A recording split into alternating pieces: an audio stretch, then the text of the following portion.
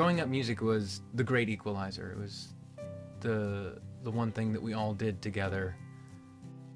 My dad's a pastor of a church, so is my mom. They both pastored together. My father and I connected on guitar. We would sit in the living room and play together, and I would force him to stay up later with me and teach me things that I didn't know.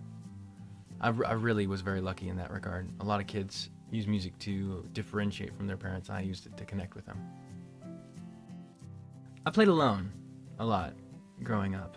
I had a very active imagination, and I don't think I actually had any imaginary friends, but I didn't really hang out with a lot of people. So when I got to high school, I got tired of being a loner, and so I started wanting to perform more to get that adulation, to get that attention, because I had been so starved of it before, and it felt so good to get it. So then I started touring with the circus. In the days after I released my first EP, I'm a Bird, I started writing a lot more. It felt good to actually put something out in the world, and I wanted to follow up on it, and so I started writing a lot of these songs are from all the way back then, 2 years ago, but I never was actually able to actualize them the way I heard them in my head. We'd play them live, and I had a group of guys that would play with me, and phenomenal players, great guys, but live is different than a studio, and I could never really find what I wanted these songs to say. This album pretty much encapsulates the last 2 years of my life, which have been some of the hardest that I've had. I always think it's going to get easier, but no. The title track, Soldier of the Heart, is bemoaning the fact that you have so much sincerity and that you're such an open nerve, but at the same time, rejoicing in it.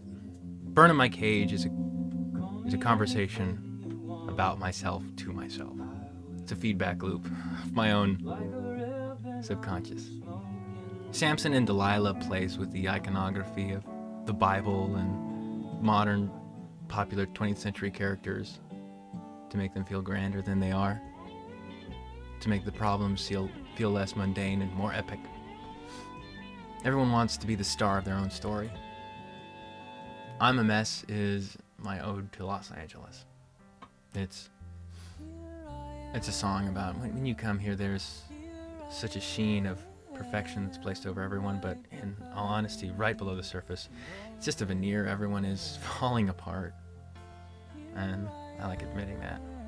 I think if more people admitted it, we'd have a lot better time down here. The players that we had on this record, absolutely stellar. Justin Glasgow and I sat in here weeks and just did everything that we could to get the sonic landscape of this. Justin Glasgow, who, by the way, can play anything. We had Dave Immergluck come in from the Counting Crows, who played dobro and mandolin and pedal steel.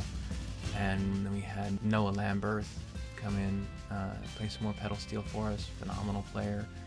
Jason Kanakis did the guitars, been a good friend for a very, very long time, and it was wonderful to actually get him in. Justin Saunders played cello on I'm a Mess. It was a beautiful icing on the cake on that song. And my little sister helped out on the vocals. The frustrating thing about the record, it felt like a very, very long Bataan death march. I love the fact that I've actually been able to capture what I visualized for so long in this record. That the voice that comes across to me is one of honesty, sincerity, love, fidelity, Christmas, mustard. Being able to be the soundtrack to someone's memory, to be irrevocably tied in, it's a pretty good feeling. I want to be part of their life. And some of the greatest things is to know someone and to be known, and I want a part of that. I want in. But I am a soldier of the heart, and you are the angel in me. But I didn't hear the gun go off. I had a bad start. I had a bad start.